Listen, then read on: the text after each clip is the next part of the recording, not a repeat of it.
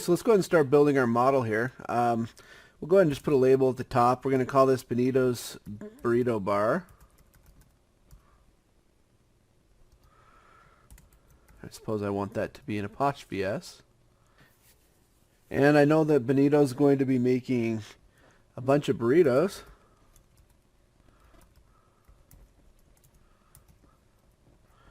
He makes steak, chicken, veggie, and mega burritos, which are just his special mix of steak and chicken. Okay, now there's always three parts to every optimization model. There's the objective, that's what we're trying to accomplish. And the objective is always to maximize or to minimize something. So we want to maximize something good, like profit, or we want to minimize something bad, like costs. So in this case, we're going to maximize profit. So I'm going to calculate total profit here. I'm going to put that down a little way so I have a little space in my model. Second part to an optimization model is, what can I control?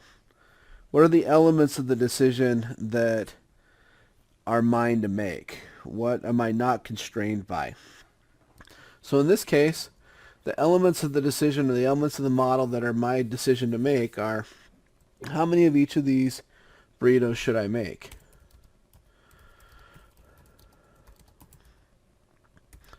Okay, so let's clean up our model here a little bit. I'm going to go ahead and span burritos over the top of the types of burritos.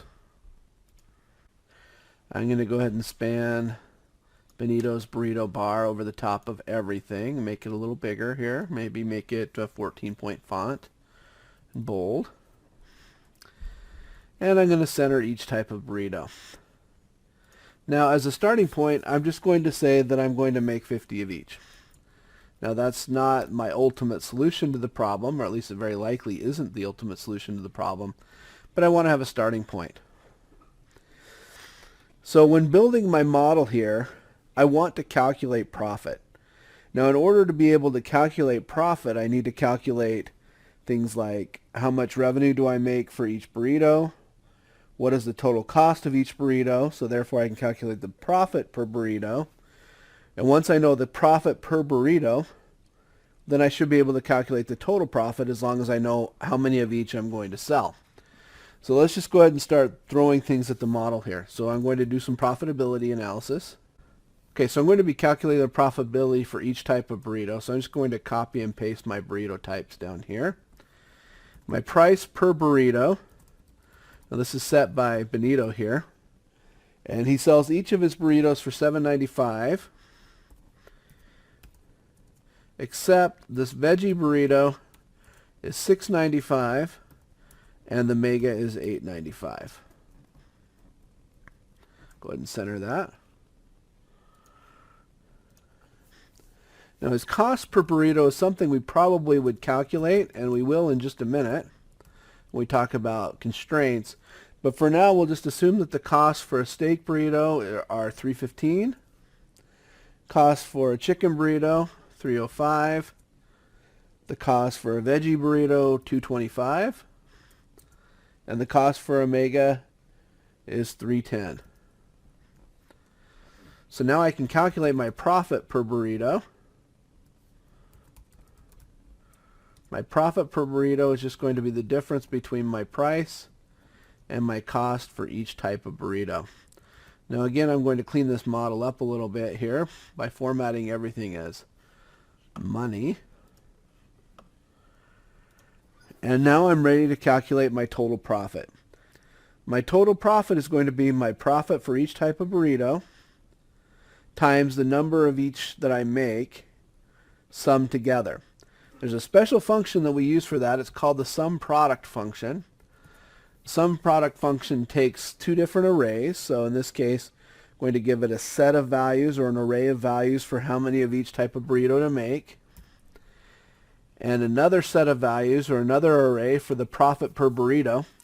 What sum product will do is, as the name implies, It will pair up the values in each of the arrays. So B5 will be paired with B10, C5 will be paired with C10, D5 will be paired with D10, E5 will be paired with E10, and then multiply the pairs together and take the sum of all of the pairs.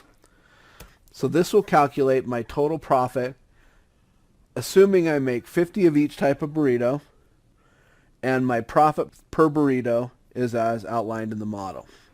So I'm going to clean things up a little bit more here by bolding some of the labels. Okay, so at this point we've now modeled two of the three parts of our optimization model. We've modeled our objective.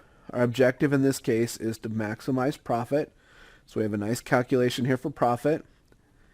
And we've modeled the part of the decision that we can make, or the part of the model that we control. And that's the number of each type of burrito that we want to make. The next part is to model all of the constraints. Now, if you think about it, if I'm a restaurant, my constraints are going to be things like the amount of raw materials that are available to me, the amount of time that I can put into making my burritos, that type of thing. So in this case, we're just going to model the constraints as they relate to the raw materials that go into each type of burrito. So I'm going to give myself plenty of room here.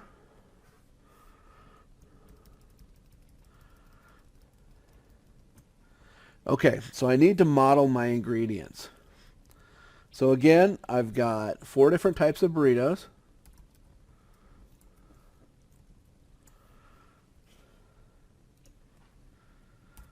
And again, the 4 different types of burritos are steak, chicken, veggie, and mega. Okay, so in these burritos, I've got several different types of ingredients. So, as you might imagine, I've got beans, rice, chicken, steak, and veggies. Now, I probably have more than this, but we'll use these for just our demonstration purposes. So let's say that in each of my steak burritos I have 1 unit of beans, 1 unit of rice, no chicken, 2 units of steak, and a unit of veggies. Now just what a unit is, that's a standardized amount that goes into each of the steak burritos. Chicken burritos, I'll have 1 of each of the beans and rice, 2 chicken, no steak, and a unit of veggies. Veggie burritos, as you might expect, will have beans and rice, no steak or chicken, and 2 units of veggies. The mega will have 1 of everything. I'm modeling my ingredients here so that I can calculate the amount of ingredients that I consume by making the number of burritos that I'm deciding to make. So I can look at my materials again. In this case it's my ingredients, but we'll call it materials to make it a more general model. And I've got beans, rice, veggies, and steak. Now one of the things I didn't do before was I didn't model cost. So I'll go ahead and put that into my equation here. Let's say that my beans cost me 50 cents each. My rice cost me 35 cents each. My chicken is 75 cents. My steak is 80 cents. And my veggies are 70 cents. Now I'm going to format these as currency. So now instead of just guessing on my costs, I can calculate my cost because I know how many of each type of ingredient goes into building a steak burrito, for example, and the cost of each of these ingredients. I can calculate my cost per burrito directly. So I'm going to go ahead and get rid of some of this white space here that I don't need anymore. And I'm going to use the sum product function that I used before to calculate my cost for my steak burritos. So the range of values here would be the amount of each ingredient that I put into each burrito. And my second array, or my second set of values here, is going to be my cost information. Now because I plan to reuse that formula, I'm going to go ahead and make the reference to the costs an absolute reference, so that when I copy and paste over to chicken, veggie, and mega, I don't point away from the cost. I stay fixed on the cost information. Notice that I had guessed correctly. Of course, I'd already calculated it.